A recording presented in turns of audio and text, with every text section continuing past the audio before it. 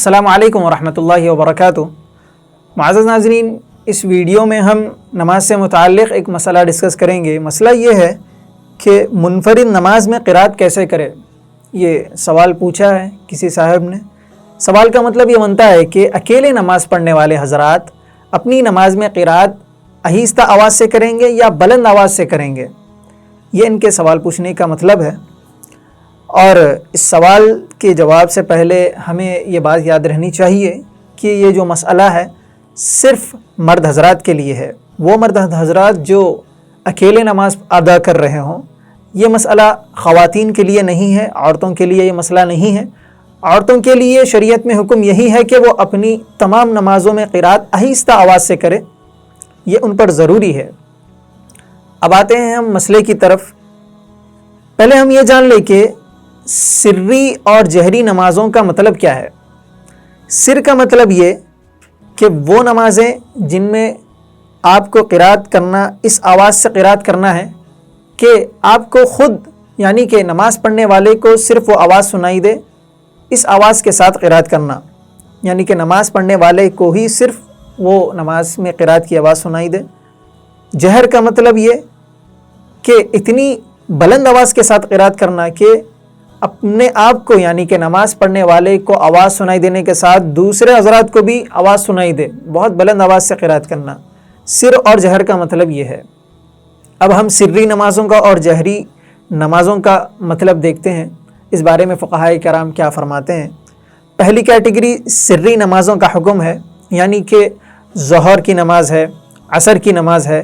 ان نمازوں کے بارے میں فقہائے کرام فرماتے ہیں کہ اگر آپ یہ نمازیں اکیلے ادا کر رہے ہوں تو ان نمازوں میں آپ کو آہستہ قرات کرنا، آہستہ آواز سے قرات کرنا ضروری ہے، اور یہ بہتر طریقہ ہے، افضل طریقہ بھی یہی ہے، تاکہ آپ کی جو اکیلے پڑھی گئی نماز ہے، یہ نماز جماعت کے ساتھ جو نماز پڑھی جاتی ہے، جس جماعت میں امام صاحب نماز پڑھاتے ہیں، ان کے نماز کے مانند آپ کی نماز ہو جائے، یعنی کہ امام صاحب ظہر کی نماز اور عصر کی نماز آہستہ آواز سے پڑھاتے ہیں تو آپ کی نماز امام صاحب کی نماز کے مانند ہو جائے۔ یہ تھا حکم۔ لیکن اگر آپ ان نمازوں میں یعنی کہ ظہر کی نماز اور عصر کی نماز آپ اکیلے ادا کر رہے ہیں، اگر آپ یہ نمازوں میں قرات بلند آواز سے کرتے ہیں تب بھی آپ کی نماز ادا ہو جائے گی، آپ پر سجدہ سہو بھی لازم نہیں ہوگا۔ لیکن یاد رکھیے کہ ان نمازوں میں یعنی کہ ظہر اور عصر میں آپ بلند آواز سے قرات کرتے ہیں، بلند آواز سے قرات آپ کو صرف پہلی اور دوسری رکعت میں کرنی ہے، ظہر اور عصر کی صرف پہلی اور دوسری رکعت میں۔ تیسری اور چوتھی رکعت میں تو آپ کو خاموشی سے یعنی کہ آہستہ آواز سے سورہ فاتحہ پڑھنا ہے، آپ کو پہلی اور دوسری رکعت ہی میں قرات آواز سے کرنی ہی ہے، اگر کرنی ہی ہے تو، ورنہ تو صرف آپ کو سری نمازوں میں آہستہ سے ہی قرات کرنی ہے۔ یہ تھا سری نمازوں کا حکم۔ دوسری جو کیٹیگری ہے وہ جہری نمازوں کی ہے۔ جہری نمازوں کا کیا حکم ہے؟ فقہائے کرام فرماتے ہیں کہ اگر آپ فجر کی نماز، مغرب کی نماز، عشاء کی نماز اکیلے ادا کر رہے ہیں تو ان نمازوں میں آپ کو بلند آواز سے قرات کرنا افضل ہے۔ یہی حکم بہتر بھی ہے۔ فقہائے کرام فرماتے ہیں کہ اسی انداز سے قرات کرنی چاہیے اگر آپ اکیلے نماز ادا کر رہے ہوں، تاکہ آپ کی نماز امام صاحب جب نماز پڑھاتے ہیں جماعت کے ساتھ، فجر کی نماز، مغرب کی نماز، عشاء کی نماز، تو ان نمازوں میں امام صاحب پہلی رکعت میں اور دوسری رکعت میں آواز سے قرات کرتے ہیں، تو ان کے نماز کے مانند اپنی نماز ہو جائے، جماعت کی نماز کے مانند ہماری نماز ہو جائے، اس بنا پر ہم کو آواز سے قرات کرنے کا حکم دیا گیا۔